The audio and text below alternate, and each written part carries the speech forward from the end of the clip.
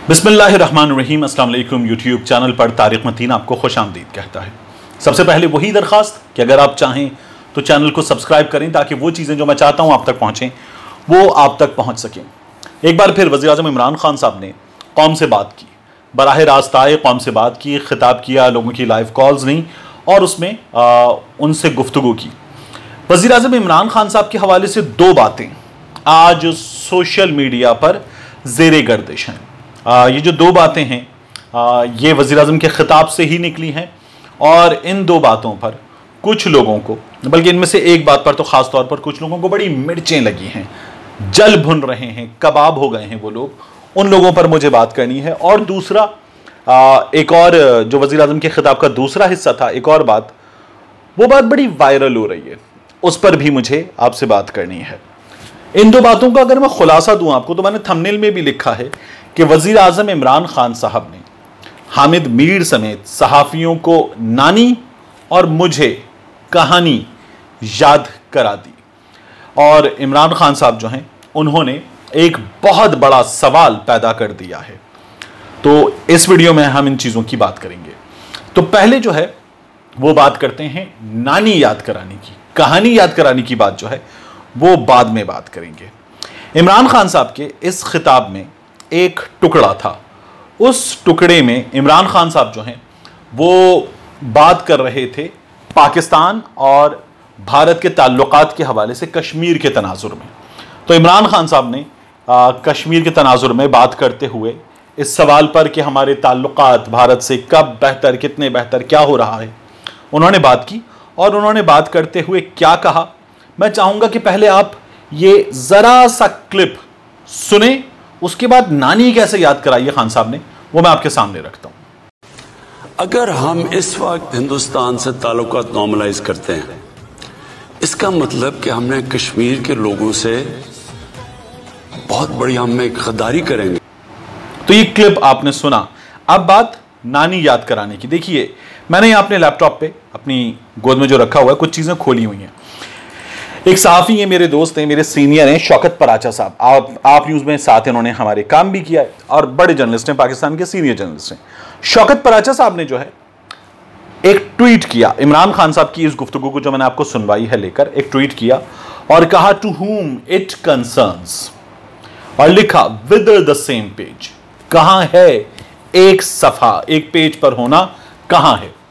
इमरान खान साहब जो हैं और शौकत पराचा साहब ने अपने प्रोग्राम का एक क्लिप है उसके ऊपर ये वीडियो पोस्ट की है। तो इमरान खान साहब ने ये बात की इस क्लिप में कि अगर हम भारत से ताल्लुकात इस मौके पर बेहतर कर लेते हैं तो ये कश्मीरियों से गद्दारी होगी। हामिद मीर साहब ने इसे रीट्वीट किया है, शौकत पराचा साहब की इस बात को कि एक सफा कहां है, इसे रीट्वीट किया है। शौकत पराचा साहब ने नीचे क्या लिखा, शौकत पराचा साहब ने जो अपने प्रोग्राम के क्लिप था उसको पोस्ट करते हुए लिखा था, वजीर आजम और वजीर खारिजा बात के लिए कश्मीर की शर्त रखते हैं, अस्करी हलके कहते हैं, भारत से गुफ्तगू जारी है, खुर्रम दस्तगीर। खुर्रम दस्तगीर ने यह बात की, शौकत पराचा साहब ने इसके ऊपर इमरान खान साहब की यह वीडियो रखी है। सवाल यह नहीं पैदा होता कि सेम पेज कहां है। हामिद मीर साहब, शौकत पराचा साहब, आप दोनों मेरे सीनियर हैं। सवाल यह नहीं पैदा होता कि सेम पेज कहां है, सवाल यह पैदा होता है कि कठपुतली कहां है। वो इमरान खान जिसके लिए आप दावा करते हैं कि वो कठपुतली है, वो फौज के हाथों में आया हुआ एक बंदर है जिसको फौज ना चाह रही है, फौज की मर्जी के मुताबिक काम कर रहा है, चल रहा है। और आप में से ही बहुत सारे लोग, बहुत सारे तज्जिया खार ये कहते हैं कि अस्करी हल्के भी कह रहे हैं बुजदार को तब्दील कर दो, इमरान खान तब्दील नहीं करता।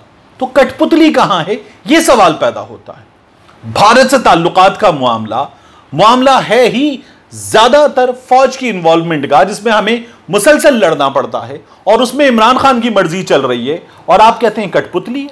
हाइब्रिड रिजीम में इमरान खान फौज के हाथों में खेल रहा है, तो कठपुतली कहां है, यह सवाल पैदा होता है।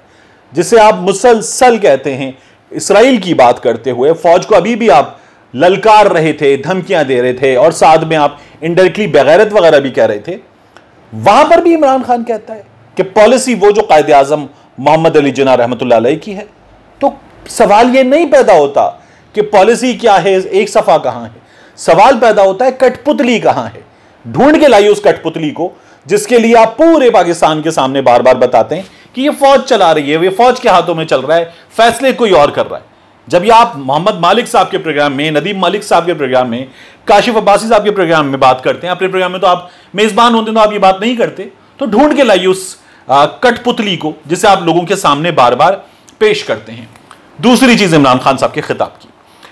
इमरान खान साहब ने आज एक आयशा नामी खातून से बात की, वो खातून रो पड़ी। उन्होंने बताया कि DHA राहबर लाहौर में, जरा वेलेंशिया वगैरह जहां पर हैं, जहां लेक सिटी है, जहां फिर आगे जाके बहरिया के प्रोजेक्ट्स हैं, लाहौर के उस हिस्से में जौहर टाउन से आगे DHA राहबर है।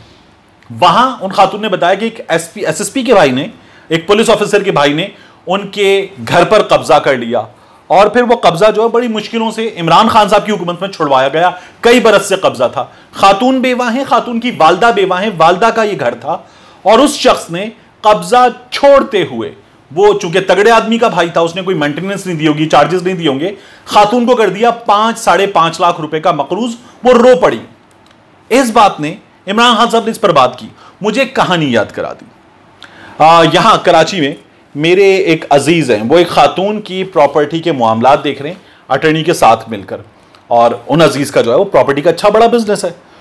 तो वो ये बताते हैं कि अब से 30 बरस पहले एक साहब ने DHA फेज 5 में, महंगा तरीन है, वहां पर उन खातून का, उनके हस्बैंड से, उस वक्त तो हयात थे, घर किराए पर लिया 30 साल पहले 9,000 रुपए महीना किराए पर। अगले रोज मालिक मकान के पांव पकड़ लिए कि 8 कर दो। मालिक मकान मान गया। लंबा अरसा गुजर गया, मालिक मकान की डेथ हो गई।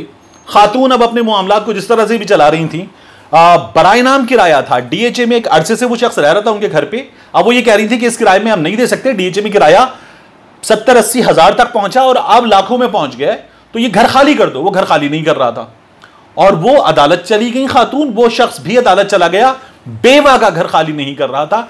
यासीन आजाद जैसे बड़े वकील को उसने अपना वकील किया हुआ था और वो शख्स अदालत में वकीलों के हरबों के जरिए टाइम गेन कर रहा था। मेरा वकील बीमार है, मेरा वकील सुप्रीम कोर्ट में है, मेरा वकील शहर से बाहर है, मेरा वकील मसरूफ है, मैं बीमार हूं, मेरे वकील की वालदा बीमार है, ये तमाम चीजें हो रही थी। और अदालत उस शख्स का बेगैरती से अदा किया गया 15,000 रुपए किराया वसूल कर रही थी, जो अदालत में जमा होता था और बेवा को मिलता था और फैसला नहीं हो रहा था।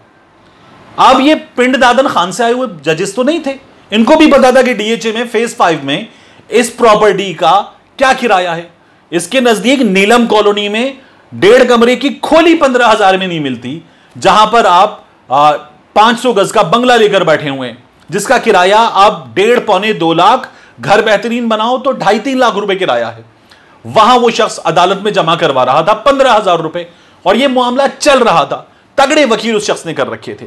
और फिर ये जो इमरान खान साहब आज कह रहे थे कि हम इंसाफ के लिए लड़ रहे हैं, हुआ यह कि उस बेवा ने उस बेशर्म आदमी को पैसे दिए कि मेरा घर खाली कर दो। उसने घर खाली किया, आउट ऑफ कोर्ट सेटलमेंट हुआ। यह है हमारी अदालतों का हाल, हमारे निजाम इंसाफ का हाल, और यह है हमारे वकीलों की tactics. Out of court settlement हुआ और वो बेशर्म जो ये बताता था कि मैं खुद भी एक तगड़ा आदमी हूं, साकिब निसार का क्लास फेलो हूं, राहिल शरीफ का कजन हूं, वो शख्स घर छोड़कर गया है आउट ऑफ कोर्ट सेटलमेंट के नतीजे में। तो उसने आउट ऑफ कोर्ट सेटलमेंट में उन खातून से लाखों रुपए लिए और फिर घर खाली किया है। यह रोना है इस चीज का, और इसीलिए इस हुकूमत का ही काम हो रहा है। इमरान खान साहब ने अब यह वादा किया है कि अगर आपके घर पे कब्जा है, हमें बताएं, हम कब्जा खाली करवा के देंगे। और गुज़श्ता कुछ अरसे में काफी कब्जे इमरान खान साहब ने खाली करा कर दिए हैं और यह काम हो रहा है। इस पर बहुत सारे लोगों को बहुत जबरदस्त मिर्चें लगी हुई हैं। ये मिर्चें जो उनको लगी थी, मुझे आप तक पहुंचानी थी।